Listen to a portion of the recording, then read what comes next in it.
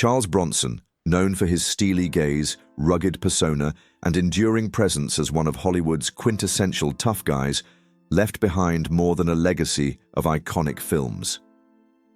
Beyond the silver screen, Bronson's life was a tapestry woven with resilience, challenges, and surprising tenderness. His journey from a coal miner's son to an international movie star is as gripping as any of the action-packed films he headlined. Yet, his life's final chapter, his substantial fortune and its emotional impact on his family, adds another layer of intrigue to the enigmatic figure. Early life, the struggles of a coal miner's son. Charles Bronson was born Charles Buczynski on November 3, 1921, in Ehrenfeld, Pennsylvania. He was the 11th of 15 children in a Lithuanian immigrant family. His father, a coal miner, struggled to provide for his large family in the harsh environment of Scooptown, a poor mining community. The Buczynski family lived in a small, cramped house, often wearing hand-me-down clothes. Charles himself endured the indignity of attending school in a dress passed down from his sister because the family couldn't afford proper clothing for him. Tragedy struck early when Bronson's father passed away, leaving the family in even greater financial peril. At the age of 16, Charles followed his older brothers into the coal mines, earning a meager wage of $1 per ton of coal. He often took on the most dangerous tasks, motivated by the slightly higher pay. Life in the mines was grueling and perilous, but it instilled in Bronson a toughness that would later define his on-screen persona. At the turning point, war and a new direction, World War II became a transformative chapter in Bronson's life. Drafted into the U.S. Army Air Forces in 1943, he served as a tail gunner on B-29 bombers in the Pacific Theater. The war exposed him to the wider world and fueled his resolve never to return to the bleak conditions of Scooptown. After the war, Bronson moved to Philadelphia, where he joined the Plays and Players Theatre Group. Initially more interested in painting scenery, he gradually gravitated toward acting, drawn by the prospect of financial stability rather than artistic ambition. Hollywood beginnings, the ugly leading man. Bronson's entry into Hollywood was anything but smooth. Studio executives deemed him too unconventional looking to be a leading man. His rugged features earned him the nickname Il Brutto, the ugly one, from Italian publications. Early in his career, he took on small roles in films like You're in the Navy Now, 1951, and it wasn't until his role in Machine Gun Kelly, 1958, that he gained attention as a lead actor. Despite being typecast as outlaws, gunslingers, and other tough characters, Bronson's raw charisma and authenticity resonated with audiences. He gained prominence in ensemble films such as The Magnificent Seven, 1960, The Great Escape, 1963, and The Dirty Dozen, 1967. These films showcased his ability to command the screen even in limited roles, hinting at the stardom that awaited him. The international stardom, Europe's adoption of Bronson. While Hollywood was slow to embrace Bronson as a leading man, European filmmakers and audiences recognized his potential. In 1968, French actor Alain Delon invited him to star in Adieu l'ami, Farewell, Friend, and Italian director Sergio Leone cast him in Once Upon a Time in the West. In the latter, Bronson played the iconic role of Harmonica, a mysterious gunslinger whose silence spoke volumes. These films cemented his status as an international star, particularly in Europe, where his stoic demeanor and rugged charm struck a chord. The Death Wish franchise, controversy and success. Bronson's most famous role came in 1974 with Death Wish, a film that tapped into the frustrations of a crime-weary public. Playing Paul Kersey, a mild-mannered architect turned vigilante after the brutal murder of his wife and assault of his daughter, Bronson became the face of revenge-driven justice.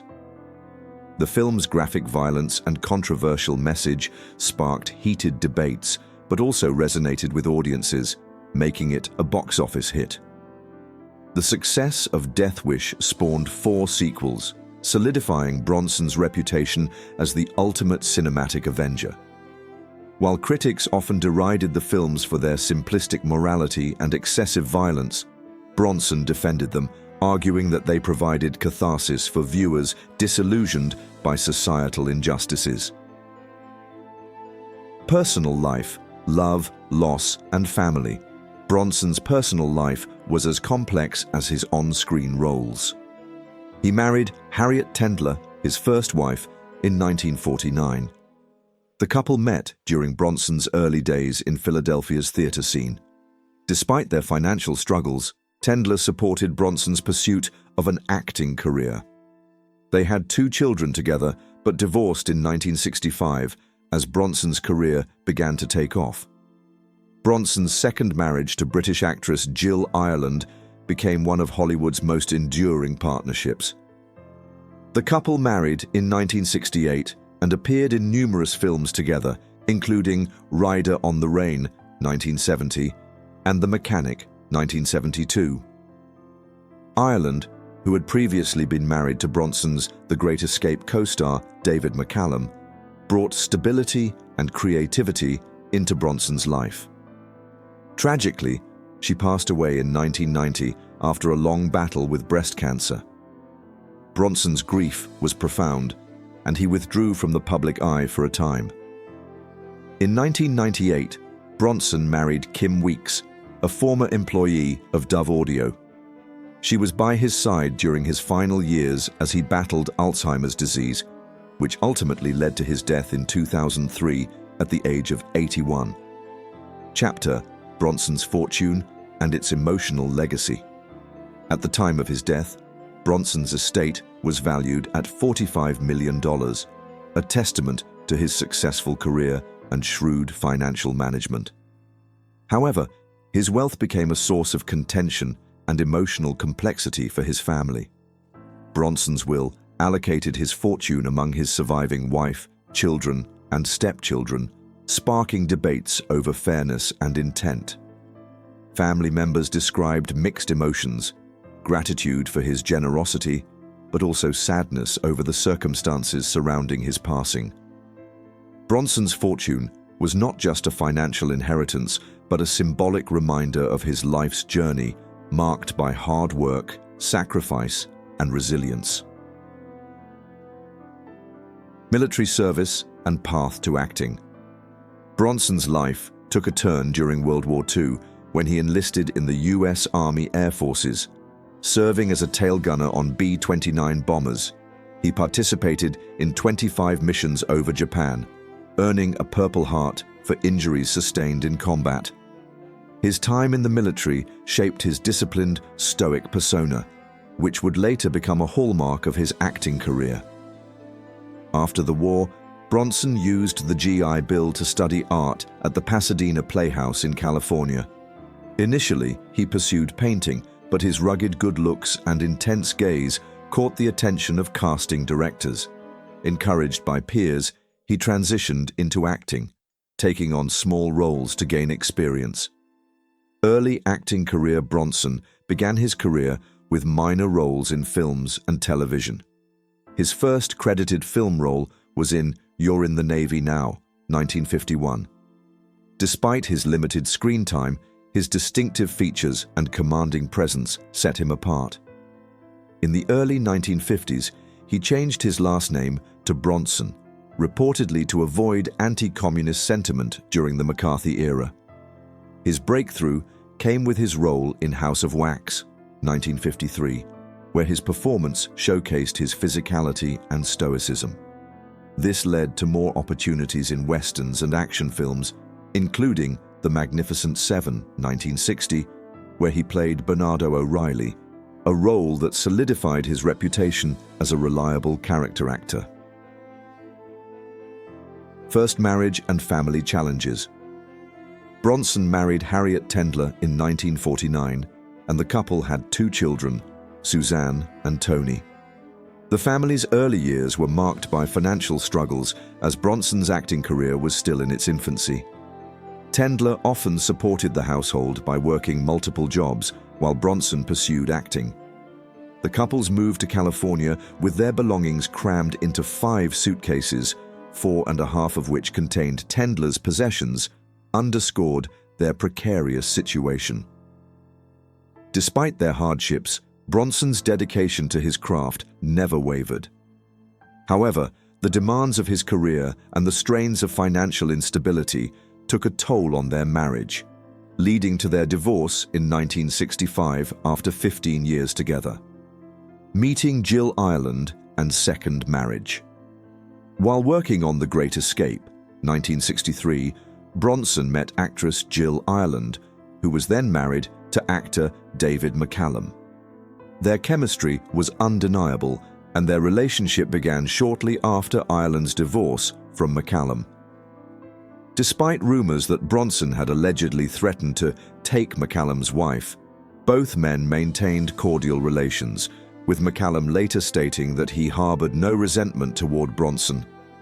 Bronson and Ireland married in 1968, forming a blended family that included Bronson's 2 children and Ireland's 3 from her previous marriage. Together, they had a daughter, Zuleika, and later adopted Katrina Holden, the orphaned daughter of a family friend. The couple's marriage became one of Hollywood's most enduring partnerships, marked by frequent collaborations on screen, a career in full bloom. By the late 1960s and early 1970s, Bronson had become an international star. His roles in action-packed films like The Dirty Dozen, 1967, and Once Upon a Time in the West, 1968, showcased his unique ability to convey strength and emotion with minimal dialogue. Audiences worldwide admired his rugged masculinity and everyman appeal. Bronson's career peaked with the Death Wish series, 1974 to 1994, in which he portrayed Paul Kersey, a vigilante seeking justice for his family. The films, though controversial for their portrayal of violence, cemented Bronson's status as a cultural icon.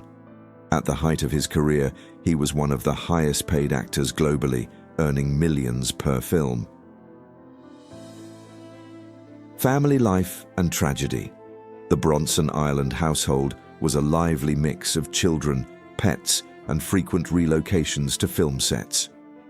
Despite his tough on-screen persona, Bronson was a devoted family man. The family often traveled together, maintaining close bonds despite their busy schedules.